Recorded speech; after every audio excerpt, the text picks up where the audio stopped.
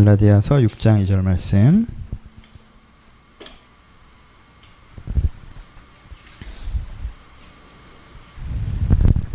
이절 말씀 함께 통독하시겠는데 같이 읽겠습니다. 시작. 너희가 짐을 서로 지라 그리하여 그리스도의 법을 성취하라. 아멘. 안녕하세요. 오늘은 짐을 서로 지라 라는 제목으로 말씀을 나누도록 하겠습니다. 오랜만에 구절 설교를 할 텐데요. 구절 설교는 아시는 것과 같이 좀 비약의 위험이 좀 있고요. 하지만 단어와 문제를 좀 풍성하게 해석할 수 있는 장점이 있습니다. 단점이 크다 보니까 잘하지 않는데 저희 이 민수기가 끝나고 신명기로 넘어간 한 달 정도 좀 구절 설교로 좀 여러분들 예전에 좀 익숙했던 방식일지 모르겠지만 다시 한번 좀 디테일하게 단어와 문장들을 좀 묵상하시는 시간들이었으면 좋겠습니다. 오늘 함께 나눠볼 구절은 짐을 서로 지라입니다. 옛날에 했던 거 해볼까요? 같이 한번 따라하겠습니다. 짐을 서로 지라. 그렇죠? 같은 교회 다니지만 새로운 교회 온 것 같고 옛날 교회 간 거 좋지 않아요? 다시 한번 해봅시다. 짐을 서로 지라. 예, 신장은 끝까지 안 하네. 예. 격해요. 그런 마음으로 말씀이 들어가기 어려울 텐데. 예, 이 말씀을 한번 해봅시다. 이 구절을 들으면 어떤 생각이 드세요? 짐을 서로 지라. 보통 두 가지 마음이 드는 것 같아요. 하나는 뭔가 다른 사람을 도와야 된다라는 말씀처럼 그래서 부담스러운 친구들도 있는 것 같아요. 또 하나는 누군가 나를 돕는다고 느껴서 반가운 친구들도 있는 것 같아요. 그렇죠? 짐을 서로 지라, 그러니까 서로라는 표현을 썼는데 어떤 사람은 그게 좀 부담스럽게 내가 누군가를 좀 챙겨줘야 되는 것 아닌가? 라는 생각으로 느낍니다. 어떤 사람은 되게 다른 사람을 날 도와주는 건가 보다 라고 또 느낍니다. 아마 그 느낌이 내가 지금 요즘에 내 인생의 짐을 대하는 자세가 아닐까라고 생각해 볼 수 있을 것 같습니다. 사람이 자기 인생의 짐을 대하는 자세는 네 가지 정도가 있습니다. 첫 번째는 어떤 것이죠? 내 짐을 안 지려고 하는 것입니다. 내 인생에 짐이 있어요. 내가 그것을 져야 합니다. 근데 안 지고 싶습니다. 그러니까 난 이것을 어떻게 합니까? 내 역할은 나눠주는 역할을 합니다. 내 경제적인 문제는 부모가, 내 성격적인 결함은 남자친구가, 여자친구가, 내 어떤 외로움과 정서는 동성친구가, 그리고 내 사회적 내 인생에 필요한 기회는 사회가. 그러니까 내게 필요한 것들을 어떻게 하는 거예요?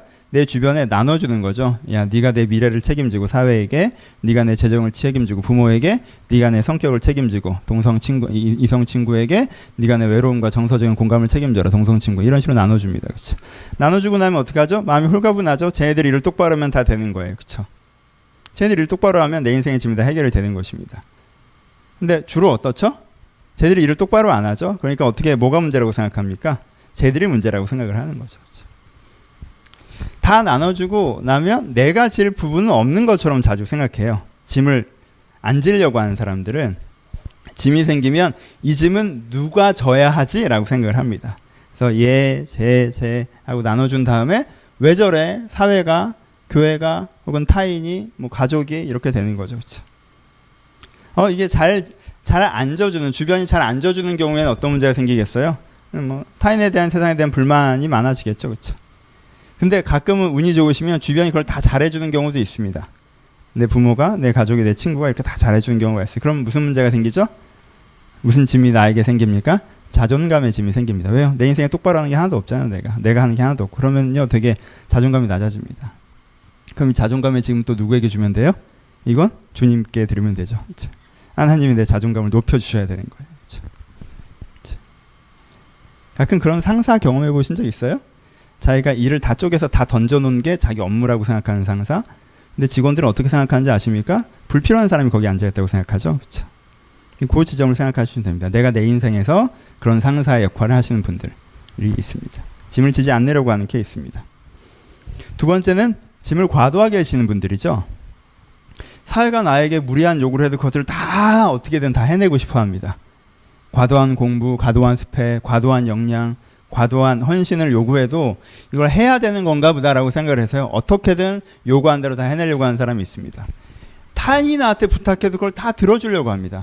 누가 나한테 부탁하면 거절하지 못합니다. 사실 내가 더 어려운데 제가 나를 도와야 되는데 제가 나한테 부탁을 하면 거절을 못하고 어떻게든 마음과 시간과 돈을 내서 이렇게 해주려고 합니다.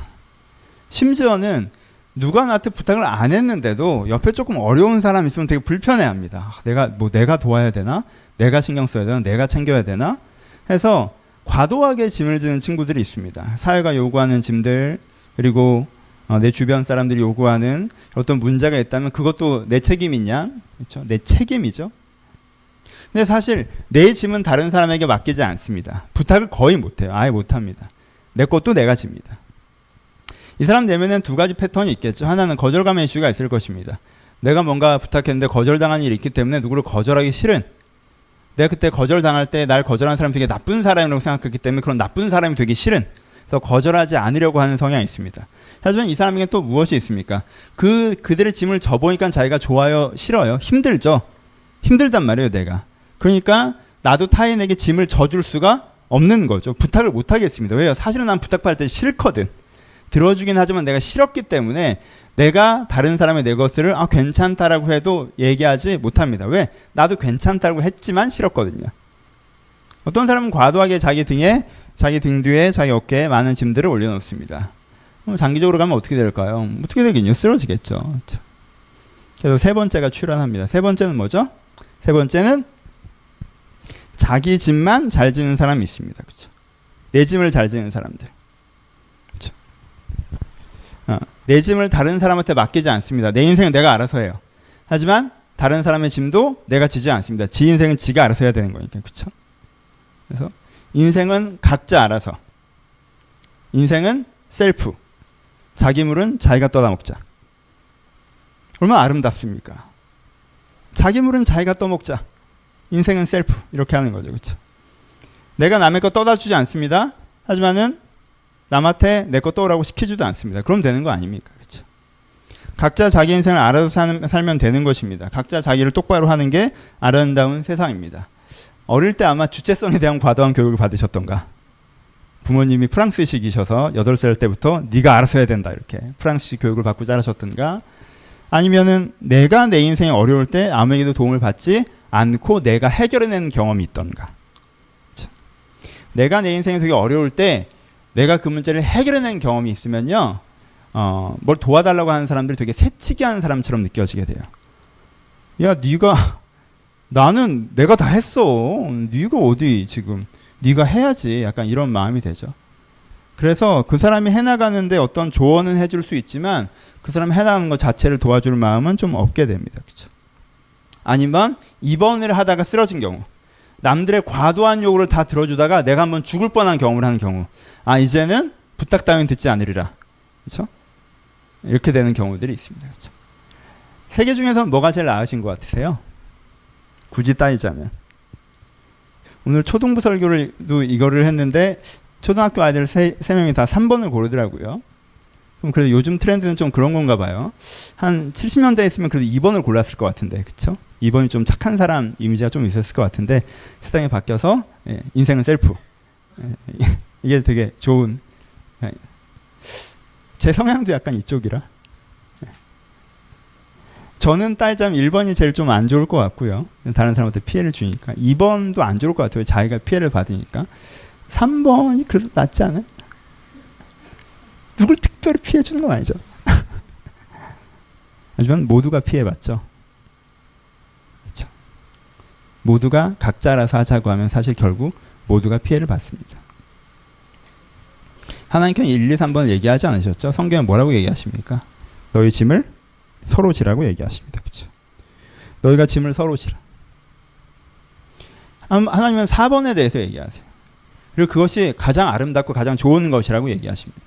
내 인생의 짐을 대하는 태도는 남들이 내 짐을 져줘야 되니까 내 짐을 쪼개서 나눠주는 것이 아니라 내가 다 짊어지고 내가 그리스도이니까 내가 헌신하고 내가 십자가를 지고 내가 손해봐야 되는 것이 아니라 인생은 각자가 알아서 하는 것이다 라고 주체적으로 자율적으로 하지만 단절적으로 무관심하게 가는 것이 아니라 서로 짐을 지는 것이 하나님께 원하시는 가장 이상적인 모습이라고 얘기를 합니다.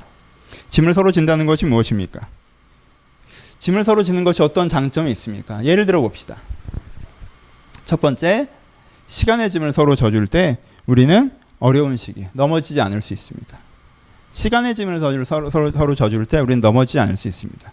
여러분 사람은 시간을 걸어갑니다. 시간을 걸어간다는 뜻은 그 인생 전체에 괜찮은 모습을 계속 유지할 수 없다는 거예요.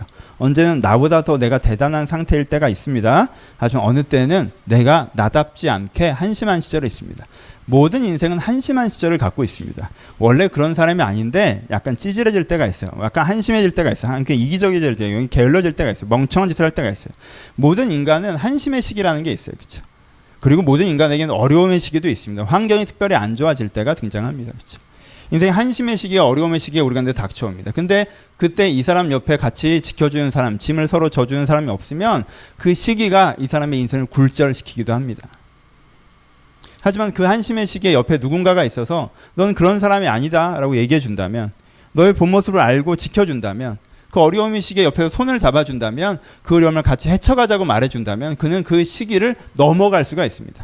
그 인생이 굴절되지 않습니다. 그 인생이 겪었던 한 장면이 될 뿐 그 인생이 꺾이지 않는다는 거예요. 그때부터 내 인생이 다른 방향으로 흘러갔어가 되는 게 아니라 그때 어려웠지라고 끝난다는 거예요. 그때 좀 생각하면 부끄럽다로 끝난다는 거예요. 그렇죠? 뭐가 있을 때? 지켜주는 사람이 있을 때. 그래서 내 한심의 시기에 나를 지켜주고 내가 그의 한심의 시기를 지켜줄 때, 그가 내 어려움의 시기를 지켜주고 내가 그의 어려움의 시기를 지켜줄 때 우리는 서로 쓰러지지 않도록, 넘어지지 않도록 손을 잡아주는 사이로 걸어갈 수가 있습니다. 이게 함께 짐을 지는 기쁨입니다. 시간의 짐을 함께 지는 것입니다. 역할의 짐을 함께 지는 경우들도 있습니다. 한 사람은 A를 잘하고 한 사람은 B를 잘합니다. 그럼 A가 A, B를 다 잘할 때까지, 한 사람이 A, B를 다 잘할 때까지, 한 사람이 B, A를 다 잘할 때까지 훈련하기보다는 각자의 역할들을 할 때 서로가 둘 다 잘하는 형태가 될 수 있다는 것입니다. 그렇지 않습니까? 가장 비근하게 경험하고 계신 게 저희 교회 찬양 시간인 것 같습니다. 여러분 5년 동안 얼마나 힘드셨습니까? 제가 앞에서 찬양을 할 때, 그렇죠? 차라리 하지 말라 건의하시는 분들도 있고, 그렇죠? 하실 때 마이크를 꺼달라라고 건의하시는 분들도 있었고, 크게 웃는 사람들이 그 사람들이에요. 그렇죠? 백목사님 찬양을 되게 잘하시는 것 같아요. 제가 강의는 좀 잘하거든요. 아시죠? 강의는 제가 좀 더. 둘 다 하나를 더, 제가 기타를 배우길 여러분들 기다리시기보다, 그렇죠? 되게 잘하시는 분이 있고 또 잘하는 사람이 있을 때 그 둘이 함께 할 때 둘 다 잘하는 사람이 일하는 것처럼 될 수 있다는 거예요. 꼭 사역만이 아니죠. 여러분의 삶의 역할에서 역할이 나눠질 때 그 효과가 더 극대화되는 경우들이 있습니다. 역할의 짐을 나눠서 지면요, 짐이 가벼워집니다. 그렇죠? 역할의 짐을 나눠주면 짐이 가벼워져요. 장점이 다른 두 사람이 함께 일할 때는요, 힘이 200이 되는 게 아니라 400이 되고 800이 됩니다. 그렇죠? 역할의 짐이 중요합니다. 세 번째, 감정의 짐을 나눠질 때 짐이 사라집니다. 제일 신비한 부분은 이 부분이죠. 내 마음에 슬픔과 우울과 두려움이 가득 찰 때, 그 감정을 받아주는 사람이 있을 때, 또 그 마음에 슬픔과 두려움이 가득 찰 때, 그 마음을 또 이가 받아줄 때, 그 둘 사이에 어떤 일이 벌어지죠? 감정의 짐이 심지어 사라지는 일들이 벌어집니다. 내가 두려울 때 그가 내 옆을 지켜주고, 내가 슬플 때 그가 내 옆을 지켜주고, 또 그가 그럴 때 내가 그렇게 지켜줄 때, 이 감정의 짐을 함께 질 때 감정의 짐은 심지어 사라집니다. 약점의 짐도 있습니다. 여러분 사람마다 다 약점이 있지 않습니까? 저도 제 약점이 있는 걸 알고 있습니다. 약점이 없는 사람이라는 건 없습니다. 이것이 누군가의 약점을 갖고 개떼처럼 달려들면 안 되는 이유입니다. 약점이 없는 사람은 없기 때문에 그래요. 어느 날 내 약점이 드러나는 날이 있을 수 있어요. 내 약점이 내 전체인 것처럼 나타나는 날이 있습니다. 내 약점이 극대화돼서 표현되는 장면들이 있습니다. 그때 그 주변 사람이 다 들깨처럼 달려든다면 누구도 견딜 수 없습니다. 누구도. 왜? 우린 모두 약점이 있기 때문에 그래요. 그래서 악을 선하다고 얘기하자는 것이 아니라, 인간은 다 그렇다고 얘기하자는 것이 아니라, 우리의 약점이 드러나는 어느 날 그것을 감싸주는 사람이 필요합니다. 내가 그의 약점을 감싸주고 그가 내 약점을 감싸줄 때 그 서로의 약점들이 점점점 모난 부분들이 무뎌져 가는, 부드러워지는 것들을 우리가 경험할 수가 있습니다. 이렇게 할 때 우리는 점진적으로 변화될 수가 있습니다. 하지만 우리가 약점의 날에, 우리의 약점이 들어가는 날에 사실 제 그런 애인지 몰랐다라고 얘기한다면 누구도 누구의 곁에 머무르지 못합니다. 그렇죠? 우리는 모두 서로 간에 버려질 것입니다. 왜요? 우리의 약점이 드러나는 날은 반드시 오기 때문에 그렇습니다. 그래서 우리의 약점의 짐을 서로 질 때, 그 약점이 있음에도 불구하고 다 받아주라는 게 아니라 욕하면서도 옆에 있을 때, 여전히 너와 함께하는 것 자체는 변하지 않을 때, 감싸줄 때, 그때 우리는 서로의 짐을 함께 지며 앞으로 걸어갈 수가 있습니다. 마지막으로 한 가지만 더 얘기할까요? 공공의 짐이 있습니다. 너의 짐도 아니에요, 이게. 하지만 나의 짐도 아니에요. 근데 우리의 짐인 경우가 있습니다. 이런 건강한 사회를 만드는 게 누구의 짐입니까? 그렇지 않죠. 사실 어떤 면에서는 누구의 짐도 아닙니다. 하지만 모두의 짐이기도 합니다. 그렇죠?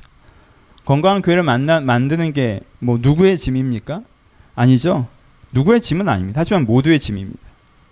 건강한 가족, 몇 명 되지 않는다 할지라도 3-4명의 가족이 함께 살아가는 가족에서도 건강한 가족을 만드는 게 누구의 짐입니까? 아버지가 잘하면 어머니가 잘하면 자식이 잘하면 그렇지 않죠. 모두가 잘해야 됩니다. 누구의 짐도 아니지만 모두의 짐입니다. 누구의 짐도 아닌 짐을 내 짐이 아니다라고 얘기하는 사회는 공공성이 회복되지 않습니다. 누구의 짐도 아닌 짐을 내 짐이 아니라고 하고 왜 우리나라는 이 모양이고 우리 교회는 이 모양이고 우리 사회는 이 모양이고 우리 가정은 이 모양이 얘기할 때 그것은 더 안 좋은 것이 됩니다. 그리고 그렇게 말하는 사람은 그것을 안 좋게 만드는 사람 중에 하나입니다. 공공의 짐을 같이 지는 사람. 이게 우리의 짐을 일부 나의 짐으로 받아들이는 사람을 통해서 공공성은 회복되어집니다. 그때 그 공공성은 그들 가운데 선물이 됩니다. 하지만 모두가 우리의 짐을 누군가의 짐을 나의 짐이 아니라고 생각할 때 나중에 그 공공의 부재에 의해서 공격당하게 되는 것입니다.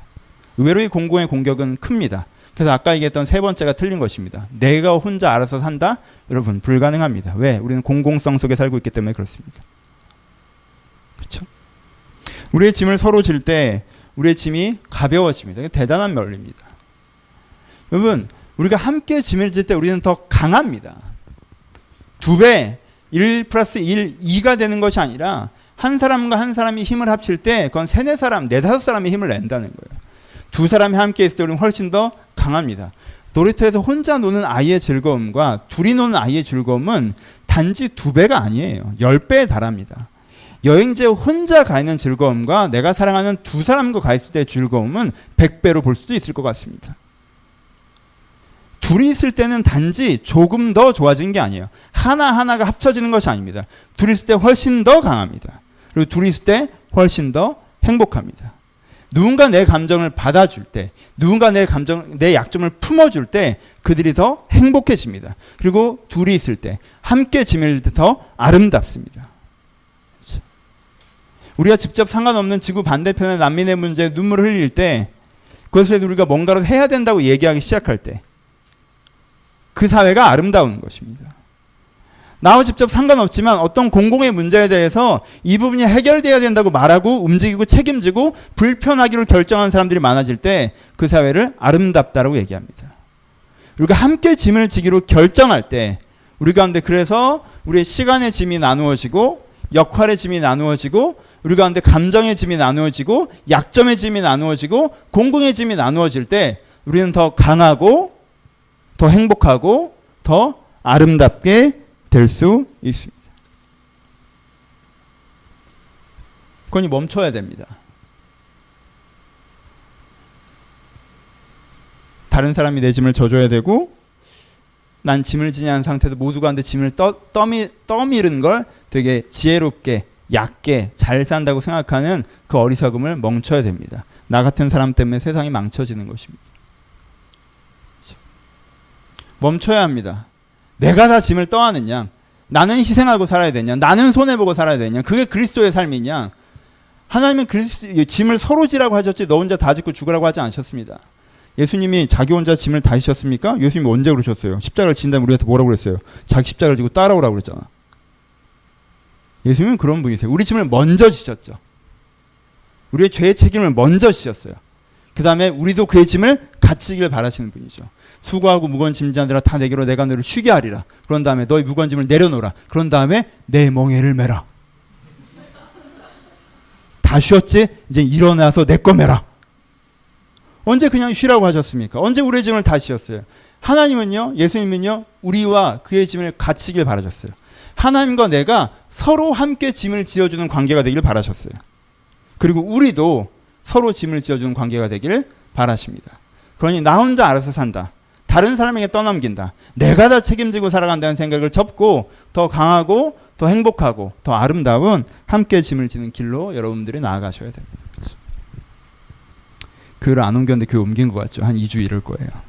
지금 되게 스탠다드한 설교잖아? 어느 교회에서나 들어볼 수 있는? 안 그래? 좀 그렇게 준비한 건데. 안 그런가 보다. 안타까워라. 다양한 모습을 보여주고 싶었는데. 짐을 지기 위해서 어떻게 해야 될까요? 내가 4단계로 설명해 봅시다. 첫 번째, 서로의 짐을 지기 위해서 여러분들 맨 처음 하셔야 되는 건요, 책임지기입니다. 먼저 여러분들 스스로 짐을 지어야 됩니다. 여러분, 내가 내 짐을 지지 않은 상태에서 타인의 짐을 진다? 그건 기만적인 얘기예요. 내가 내 짐을 지지 않는 상태에서 서로 짐을 지는 사회를 꿈꾼다? 그거는 이기적인 얘기입니다. 그렇죠? 맨 먼저 하셔야 되는 건요, 서로 짐을 지는 사회에서 맨 먼저 하시는 것은 내 짐을 내 어깨에 올리는 거예요. 내 짐을 내 어깨에 올리잖아요. 그럼 두 가지를 알 수 있습니다. 첫 번째, 뭘 알 수 있어요? 내가 필요한 도움을 알 수 있어요. 내가 하는 건 했는데 내가 못하겠는 게 보인단 말이에요. 그건요, 내 어깨에 얹어야 보입니다. 내가 안 얹잖아요? 그럼 다 누가 해줘야 되는 것처럼 보여요. 근데 내 어깨에 얹으면, 아, 요건 내가 하면 되는구나가 보이고요. 또 근데 이건 내가 할 수 없는구나가 보여요. 그리고 또 하나 뭐가 보이냐 하면요, 이게 내가 남는 부분이 보입니다. 내 인생 문제를 다 해결할 수는 없지만 내게 힘이 남는 역이 보여요. 예를 들면 달리기를 되게 오래 한 사람은 누가 필요해요? 앉을 자리가 필요하고 어떤 어떤 이동 수단이 좀 필요하겠죠. 도움이 필요할 거예요. 이젠 다리 힘이 풀렸어요. 하지만 팔 힘은 그대로 남아있죠. 그렇죠?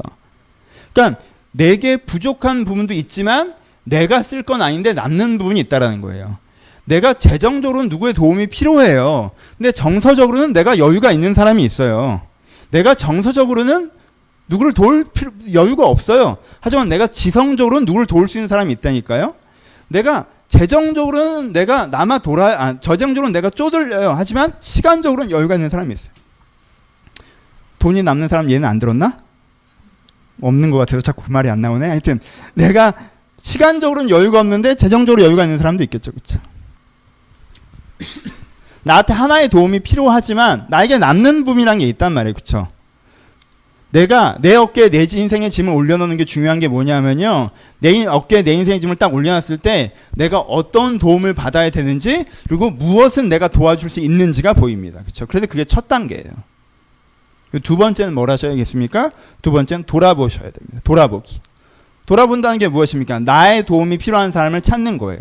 우리가 크게 오해하는 건 무엇이냐면요, 도와주라고 하면요, 여러분들을 찾아오는 사람을 다 도와줘야 되는 것처럼 사람들이 착각할 때가 많이 있습니다. 여러분 생각해 보세요. 내가 재정적으로 어려워요. 근데 누가 와서 돈 빌려달래요? 그럼 못 빌려주는 거예요. 근데 같이 짐을 지라고 했으니까 누가 와서 돈 빌려달라면 돈 빌려줘야 된다고 생각하는 거, 그렇게 좋은 생각 아닙니다. 나에게 내가 돌아보지 않잖아요? 그럼 나한테 요청하는 사람들을 자꾸 돕게 돼 있어요. 근데요, 나에게 요청하는 사람들이 꼭 내 도움이 필요한 사람들이 아니라는 거예요. 정말 내 도움이 필요한 사람은 나에게 요청을 하지 않고 있는 경우가 더 많아요. 나한테는 A라는 여유가 있어요. 나에겐 정서적인 여유가 있단 말이에요. 그러면은 저 사람을 챙겨주고 돌아봐 줄 수 있어요. 하지만 저 사람 나에게 요청하지 않죠. 하지만 난 재정적인 여유가 없어요. 그럼 나한테 돈 달라는 사람한테는 나한테 못 도와준다고 하는 거예요. 그렇죠? 그러니까 뭐가 필요한 거예요? 돌아봄이 필요하다는 거예요. 내가 갖고 있는 여유를 필요로 하는 사람을 찾으셔야 돼요. 우리는 도와준다고 얘기하면 둘을 찾습니다. 나한테 도움을 요청하는 사람이나 가까운 사람이나. 그러면요, 불필요한 도움들을 주고받을 때가 많아요. 그러니까 괜히 이러지 말자라는 생각이 드는 거예요. 그런 사람들을 돕는 게 아니에요. 나와 안 친해도 돼요. 나와 멀리 있어도 돼요. 하지만 내 도움이 필요한 사람들이 있습니다. 그를 돕는 것입니다. 그렇죠?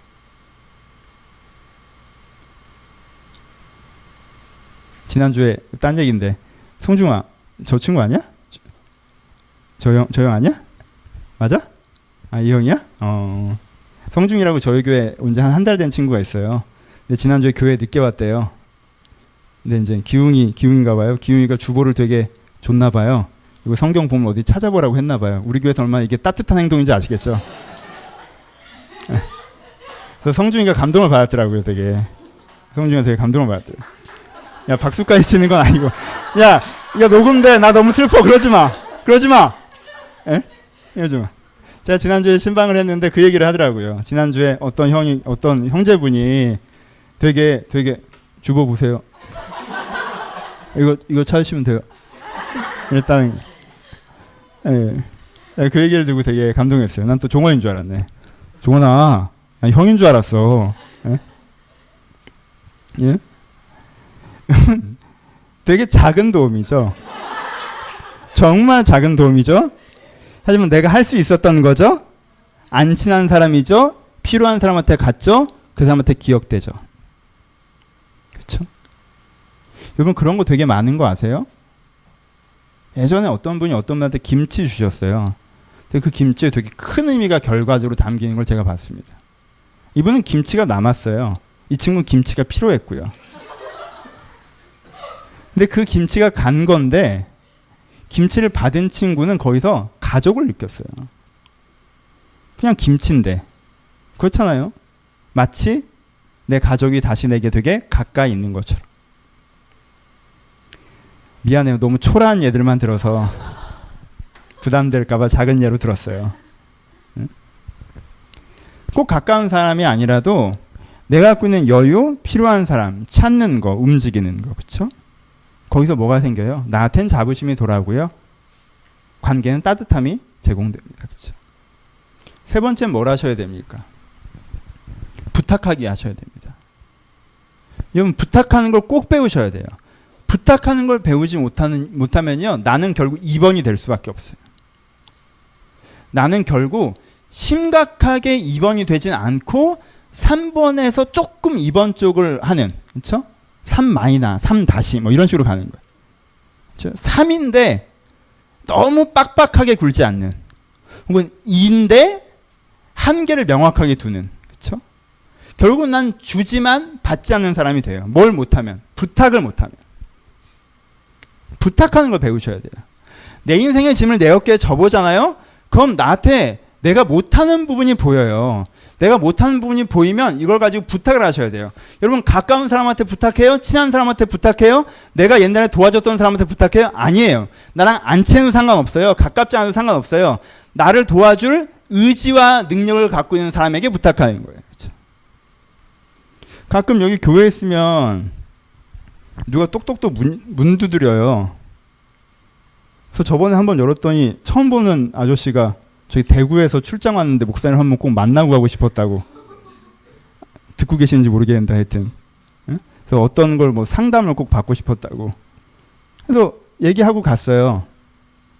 여러분 저는 새로운 사람이 찾아오면, 누군가 낯선 사람이 찾아오면 그 얘기를 들어줄 만한 호의는 있죠. 그렇죠?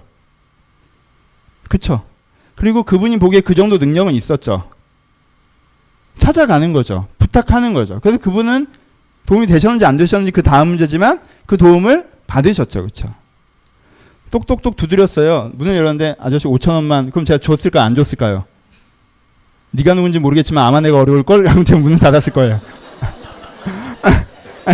그랬을 거예요. 네가 누군지 모르겠지만 아마 내가 더 어려울 걸 전 문을 닫을 거예요. 5,000원 어디 5,000원을. 응? 그렇지 않습니까? 저는 사람들은 부탁할 때 하는 실수가 뭐냐면요. 내가 옛날에 도와줬던 사람한테 부탁할 때가 있어요.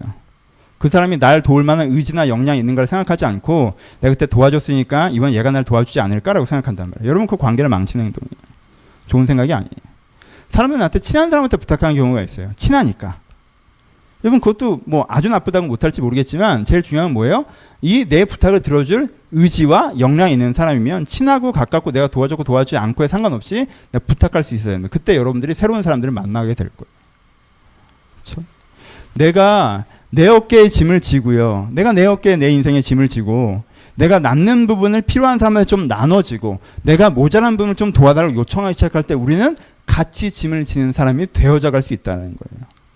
여기 하나 주의 사항이 4번이 있습니다. 지속하기. 왜?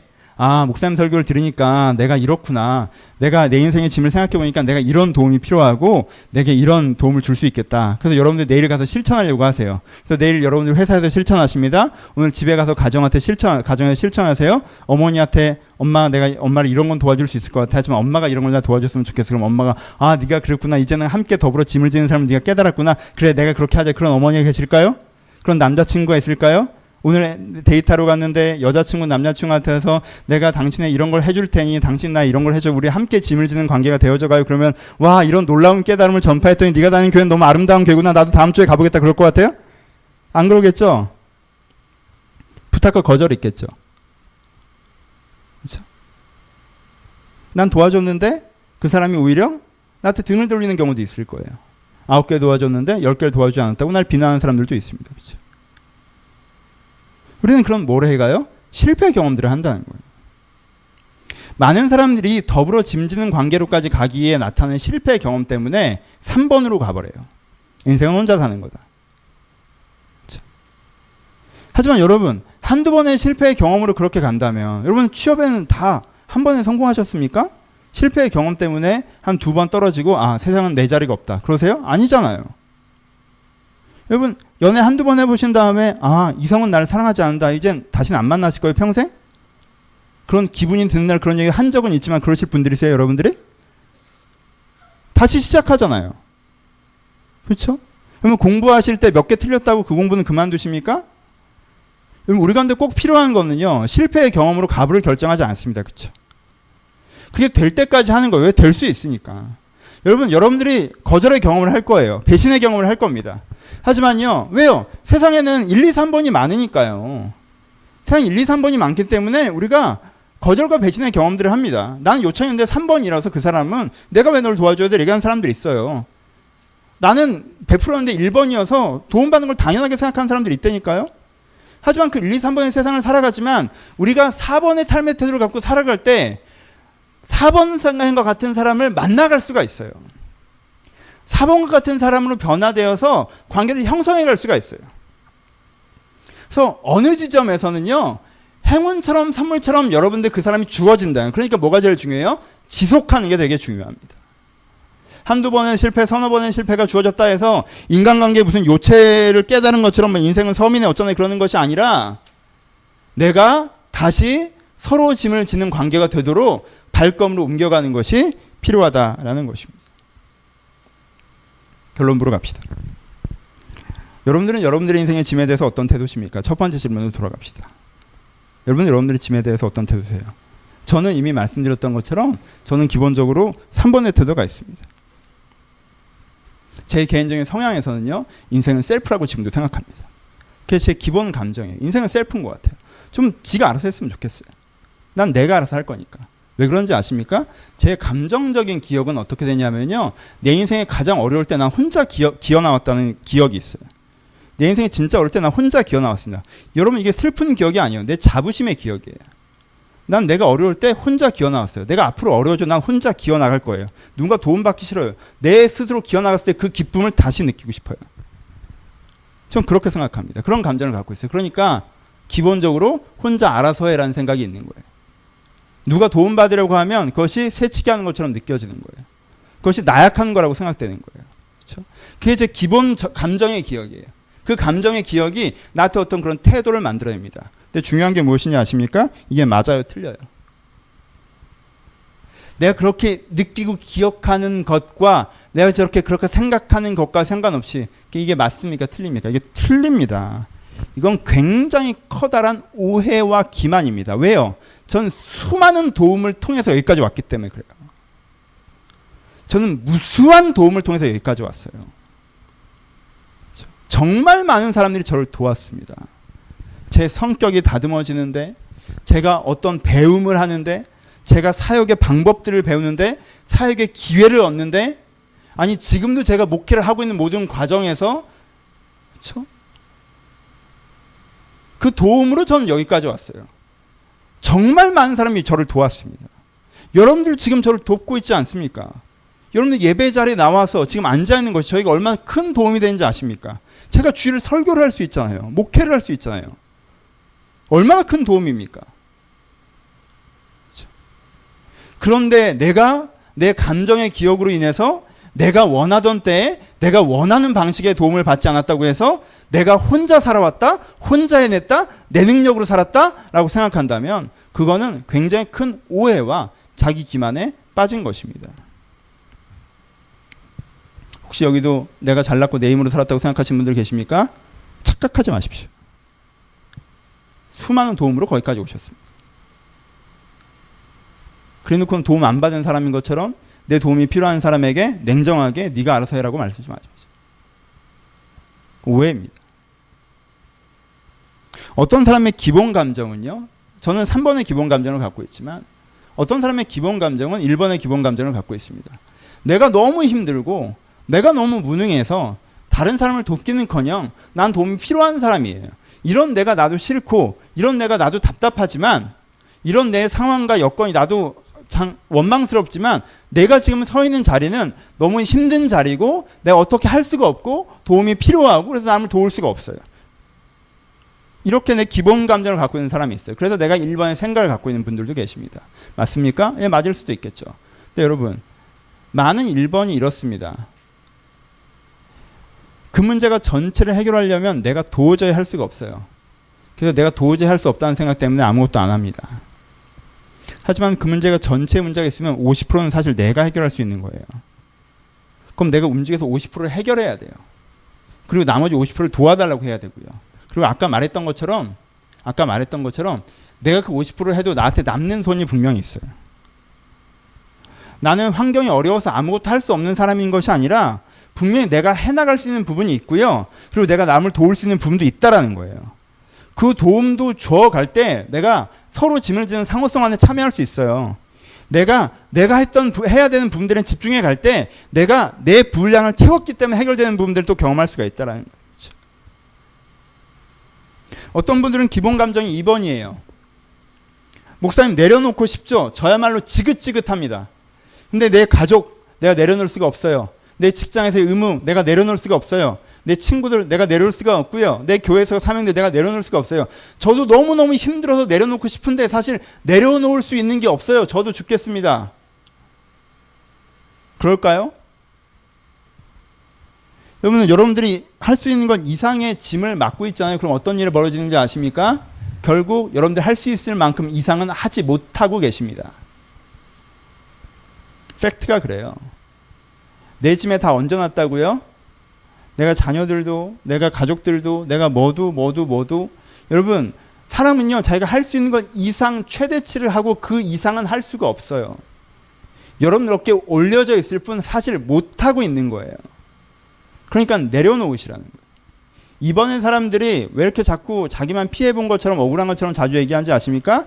다 자기 등 위에 얹었습니다. 그러니까 1번은 2번이 해줄 줄 알았어요. 근데 2번은 하다 못해요. 그럼 1번이 2번한테 뭐라고 해요? 그럼 2번은 환장하는 거예요. 환장하는 거예요.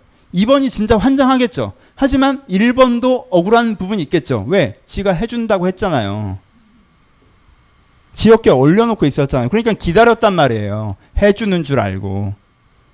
그렇죠? 그러니까 여러분 어차피 못합니다. 그러니까 내려놓으십시오.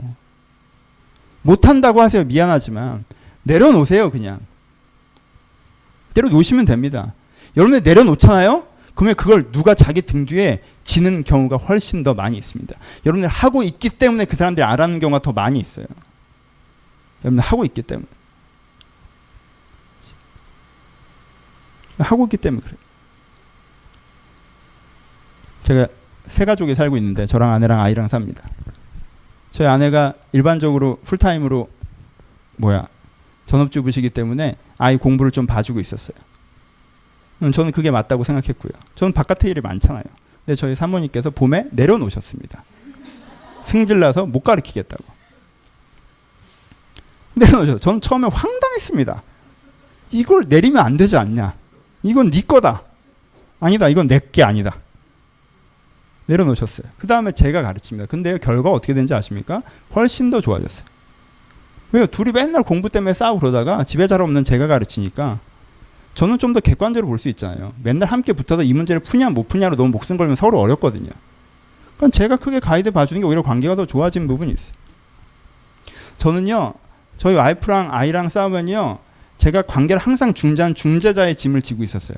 둘은 성질이 안 좋아. 한번 붙으면 끝까지 가. 그러니까 내가 중재해야 돼. 그래서 제가 중재자의 짐을 지고 살았어요. 근데요. 작년에 제가 그걸 잊어버렸어요. 그러니까 지다가 어느 날 저도 돈 거죠. 그래서 제가 확 갔습니다. 어떻게 됐을까요? 그 짐을 두 사람이 지기 시작했습니다. 아빠 왜 그러냐? 정신을 차려라. 사실 엄마는 되게 좋은 엄마다. 갑자기. 엄마가 사실 그것 빼고 단점이 뭐가 있냐. 저를 설득하고. 와이프도 저에게 정말 이렇게 이 사람 이런 걸 아는 사람이었구나라는 내용 통찰. 내가 했던 설교들을 몇 개 편집해가지고 내 인생을 공격하고. 그렇죠. 네가 왜 어떻게 그러면 안 되는지 얘기하고. 내 어깨에 쥐고 있으니까 내가 다 해야 되는 것 같죠? 내려놓으세요. 못 지고 가는 건 내려놓는 겁니다. 그리고 지고 갈 수 있어도 그게 내게 아닌 경우도 있어요. 그럼 내려놓으세요. 내가 내 가족을 다 책임져야 되는 것처럼 여러분 도울 만큼 돕고 내려놓으세요. 그거 어차피 못 도와요. 내가 다. 그러니까 내 가족의 짐을 내 인생에 짓눌러서 그렇게 생각하지 마. 부모님 도우세요. 형제들 도우십시오. 하지만 도울 수 있는 한계 명확하죠. 그 선까지 도우세요. 그 이상은 하고 싶어도 못하죠. 근데 다 해야 되는 것처럼 생각만 하기 때문에 내 마음 어렵고 내 마음 어렵다 보니까 또 욕하고 싸우고 왜 그래요? 내려놓으세요. 그 이상은 내가 어차피 못해요. 그럴 때 오히려 위로자로 남아있을 수 있지 않습니까? 그럴 때 오히려 격려자로 남아있을 수 있지 않아요? 내려놓으십시오. 그래야 4번이 될 수 있습니다. 그래야 4번이 될 수 있습니다. 얼마나 좋습니까? 여러분들이 시간의 짐을 함께 지기 시작한다면 서로의 한심한 시절을 지켜봐주고 지켜주고 제일 좋은 친구는 이런 친구죠. 이 친구의 한심의 시절을 내가 봤고 나도 저 친구의 한심의 시절을 봤지만 둘 다 우리가 그렇게 한심한 놈들은 아니라는 걸 알고 있는 저희 얼마나 좋은 친구입니까? 서로의 감정의 짐을 지켜주는 그래서 그 짐이 사라지는 것을 경험하게 해주는 서로 역할을 맡아주는 서로 공공의 짐을 같이 져나가는 그리고 서로 약점을 품어주는 그런 짐을 져줄 때 우리 가운데 삶이 얼마나 바뀌어 갈지 기대가 되시지 않습니까? 여러분들 가정에서도 그러하시길 바랍니다. 가정에서 나타나는 제일 안 좋은 특징 중에 하나는 내가 짐을 제일 많이 지고 있으니까 니들이 내 짐을 져줘야 된다고 서로 얘기하기 시작하는 거예요. 여러분 너무 그러지 마세요. 어느 정도 서로 짐을 지고 있는 거예요. 그걸 인정하셔야 됩니다. 그걸 인정하셔야 돼요. 각자 이미 어느 정도 지고 있어요. 내가 너무 안 지고 있는 죄책감 느끼실 필요 없고요. 내가 너무 많이 지고 있다는 피해도 느끼실 필요 없어요. 대부분 얼추 비슷하게 지고 있습니다. 그러니까 그 부분을 해나가시면 되는 거예요. 내 짐을 가져가라고 얘기하거나 내가 나쁜 놈이라고 얘기하기 전에 그 짐을 그냥 해나가시면 됩니다. 교회 짐도 우리가 함께 져야 합니다. 그렇잖아요. 어색하게 주보 하나 줘도 얼마나 재밌습니까? 예배 시간에 한번 웃을 수 있고 교회 짐을 함께 지셔야 됩니다. 여러분 제가 반복적으로 얘기하고 있습니다. 한 가지 주제를 한국 교회는요. 교회를 비판하는 문화가 들어왔어요. 아주 좋은 문화입니다. 그렇죠? 교회를 비판해야 돼요. 교회 속으시면 안 돼요. 교회 위정자들에게 속으시면 안 됩니다. 어떻게 돌아오는지 냉정한 눈으로 관찰하셔야 됩니다. 저도 잘 보세요. 제가 교회 돈을 해먹진 않는지 제가 요즘에 변질돼서 뭐 성공을 위해서 달려가고 있진 않는지 잘 보세요. 속으시면 안 돼요. 그렇죠? 시대가 하수상하니까 그렇게 해야죠. 속으시면 안 됩니다. 비판하는 문화가 들어왔습니다. 근데 여러분 이 문화가 몇 발자국 잘못 나가니까 어떻게 되고 있습니까? 성도들끼리도 서로 비판하는 문화가 들어왔습니다. 신앙적인 기준으로 쟤는 이런 것 같다. 쟤는 저런 것 같다. 쟤는 되게 기복적인 것 같다. 쟤는 되게 지성주의인 것 같다. 쟤는 되게 오순절적이다. 쟤는 좀 신비주의적이지 않나. 쟤는 성품의 변화 없이 말씀만 하는 것 같다. 쟤는 삶에 집중해 있지 신앙생활 하지 않는다. 그렇게 서로 다 찔리고 다 같이 죽을 일 있습니까?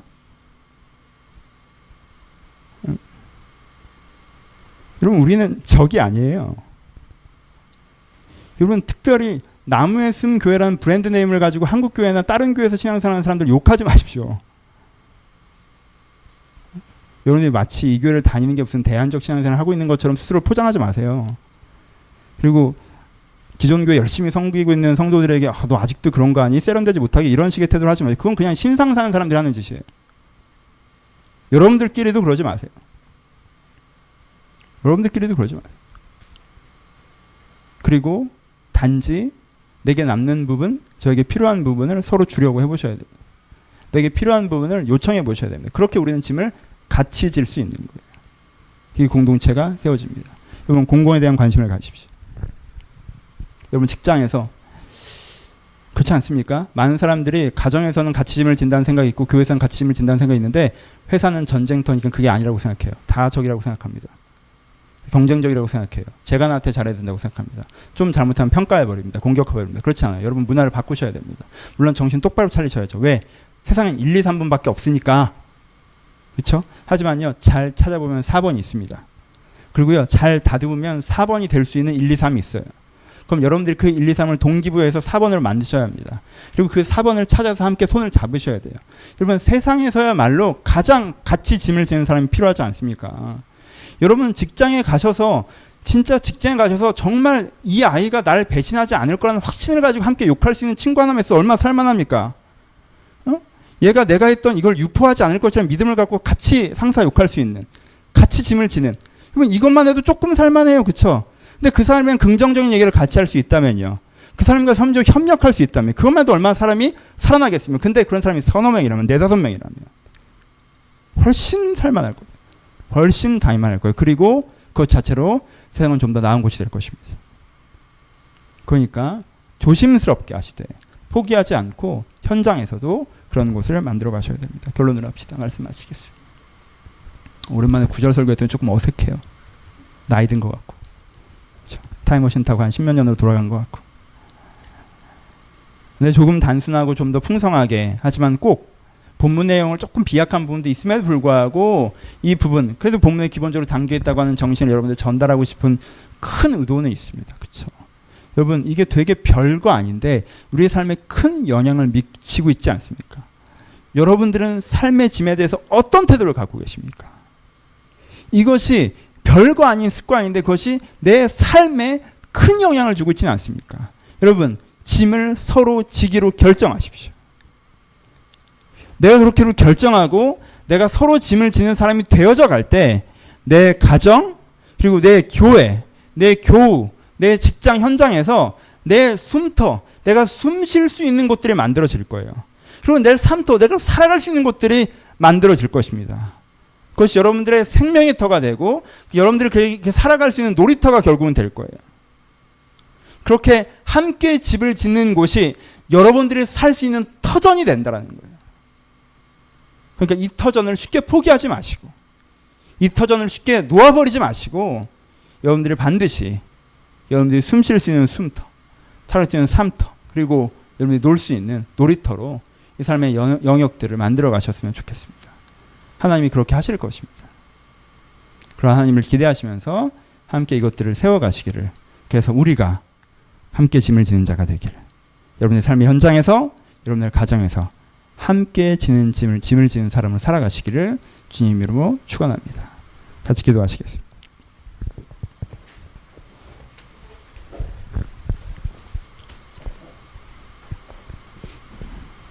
한번 생각해 보십시오. 나는 1, 2, 3, 4 중에 어떤 사람인지. 하지만 4번이 좋으시죠. 그렇죠? 어떻게 하면 내가 4번으로 갈 수 있을지. 여러분들 가정에서, 여러분들 교회에서, 여러분들의 삶의 현장에서 어떤 관계를 맺고 있는지 돌아보시면서 주님, 내가 하나님과 함께 그리고 내 주변 사람과 함께 인생의 짐을 져가는 사람이길 바랍니다. 때때로 다른 사람이 자꾸 내 어깨에 짐을 올리는 것 같아서 그냥 나 혼자 알아서 살아야지라고 생각할 때도 많았습니다. 그냥 다른 사람이 내 짐 좀 다 져줬으면 니는 안 힘들잖아, 내가 더 힘들잖아 라고 얘기하고 싶었으면 내가 오해할 때가 있었습니다. 주님, 내가 서로 함께 짐을 지는 사람이 되게 하여 주옵소서. 들 말씀 생각하시면서 묵상하며 고백하며 우리 자유롭게 15분 정도 기도하도록 하겠습니다. 기도하겠습니다.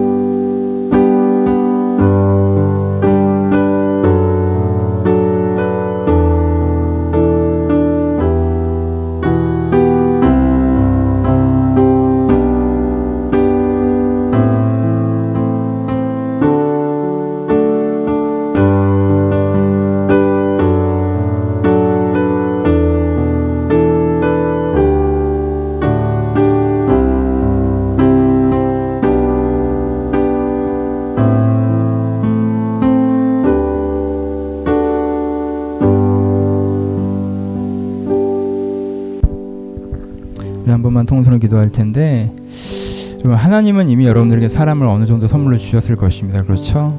내가 함께 짐을 지는 태도를 알지 못해도 그것들을 느끼지 못하고 누리지 못하고 있는 건 아니겠습니까? 하나님 이미 나에게 사람을 선물로 주셨을 터인데, 내가 홀로 남아있는 것처럼 주저앉아 있었다면, 내가 내 능력으로 나 혼자 사는 것처럼 자만해지고 있었다면, 내 내려감과 올라가면서 다 내 자리로 찾아와서 내가 나에게 주어진 사람들과 더불어 살아가게 하여 주옵소서. 하나님께 나를 혼자 두지 않으셨습니다. 하나님께 나를 혼자 두지 않으셨습니다. 내가 함께 살아가는 사람 되게 해달라고 우리 한 번 같이 통성으로 기도하시고 제가 축도함으로 예배를 마치겠습니다. 기도하겠습니다.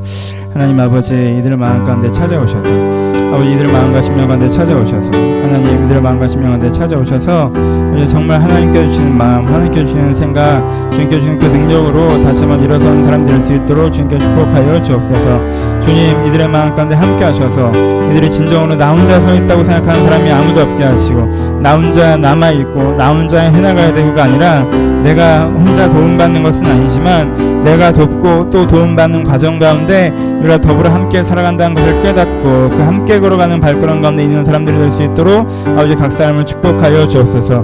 이들의 심령 가운데 그 은혜가 있기를 소원합니다.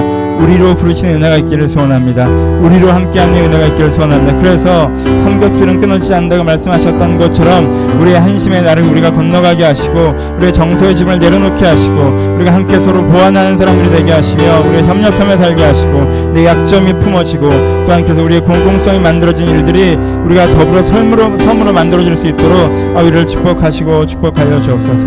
아버지 은혜를 하여 주옵소서. 하나님, 나 혼자 부르신 것이 아니라 우리로 부르셨습니다. 저희가 서로 돕는 사람으로 서 있을 때, 서로 돕는 사람은 남아있을 때 우리라는 선물을 받을 수 있을 터인데, 난 아무것도 할 수 없는 사람인 것처럼 오해하거나 나 혼자 다 할 수 있는 사람인 것처럼 오해하는 것이 아니라, 우리가 함께 도우며 살아가야 되는 사람인 걸 깨닫고 저희가 돕는 손길, 도움받는 손길을 시작할 수 있도록 축복하여 주옵소서. 그래서 저희 가정이, 저희 직장에, 저희 교회에, 저희 개인적인 친구들 가운데 하나님의 그 공동체가, 하나님의 그 우리가 만들어질 수 있도록 삶의 현장 가운데 축복하여 주옵소서. 그래서 하나님의 선물 받아 내 약점이 만져지고 내 감정이 만져지고 내 안에 우둔한 시간들 가운데 지켜짐이 있고, 또한 내 인생의 역할이 분담되며 공공이 함께 만들어지는, 하나님께서 내 인생에 이미 주시는 응답들을 받아 누릴 수 있도록 주님께 축복하여 주옵소서.